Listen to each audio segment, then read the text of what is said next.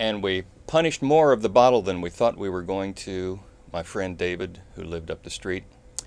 And we had to replace the fluid in the container, and you know, when we added water, it just got dimmer, and so we tried our hand with Mother's food coloring supply. That sounds like an adventure right there. We gave up when it turned a shimmering emerald green. We said, okay, we're cooked. By the time Mom and Dad get home, we will feel the backside of that belt I was talking about. But actually, my brother Tom saved the day, and we concocted this story where he had borrowed the liquor from my dad's liquor cabinet, and that was something at least everybody was willing to believe, because Paul couldn't be a bad boy. No, not with the reputation that you had. So this is a picture then of your mother? Yes, she was really a fun character. She loved to laugh, and I think she always wanted a girl. And so later in life, when she was in on the secret, we could laugh a little bit that she got the next best thing when I came along. But I was kind of her pal and her helpmate, and you know, I enabled her in a lot of ways. One of the chapters is devoted to our getting caught in a terrible rainstorm and flood, and how we barely managed to keep from being swept down. That was very dramatic. And then, of course, you had to call your father to come and rescue you, and he was suitably unenthusiastic, as I recall. Yeah, Dad was Dad.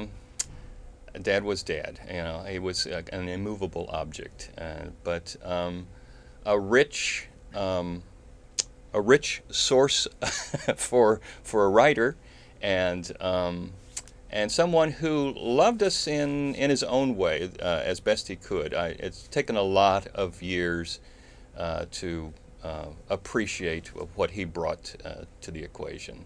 Well, you can sort of see the strength in his face there. You know, he must have really been quite a bulwark for the family in his own way. Yeah, you know? and that same unyielding quality is very useful in certain situations and frustrating in others. He was Mr. Republican. He loved Ronald Reagan and Gunsmoke and all of those manly things with horses.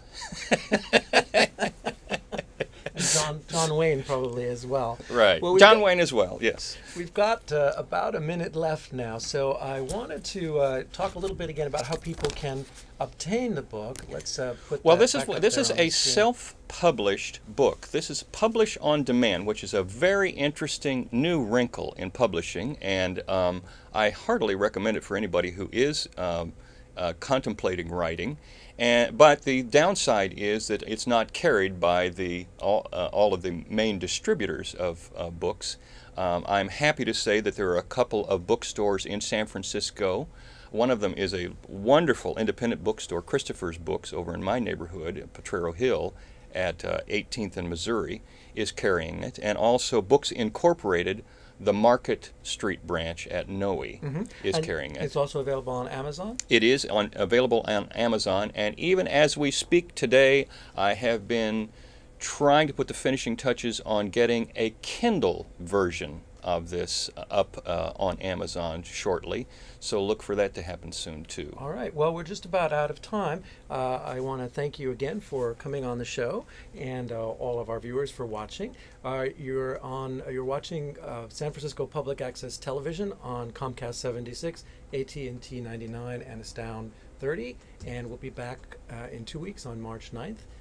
Thank you for watching, and have a good night.